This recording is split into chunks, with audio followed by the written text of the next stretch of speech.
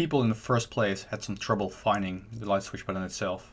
It didn't really stand out in the room or drew attention to itself. Once they did find the switch, they first thought nothing changed, since in the beginning only some boxes disappeared. You would have to turn your back to the room to flip the switch, which made it harder to compare the room before and after you flipped it, resulting in people first not seeing something had changed because they had their backs turned to it while the change happened. One of the findings was that symbolism is very important.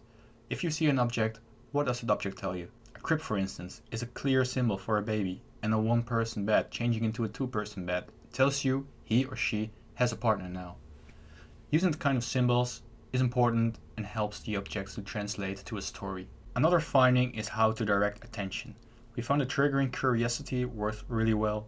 For instance, the stalker was visible outside, and in case people hadn't seen him around towards the end of the story, we wanted to direct their attention to the outside. And for that we placed a telescope in front of the window, pointed to the outside, and thus creating the idea inside the room that there was something outside. This would make people curious and they would have looked outside the window. During this experiment we were also busy with creating the atmosphere in the room. We found that the power of story is not anymore in how good the story itself is, but in how good you can transfer the feeling of the story. Besides that, the better all the aspects of the atmosphere in the room fit together, the stronger the sense of immersion.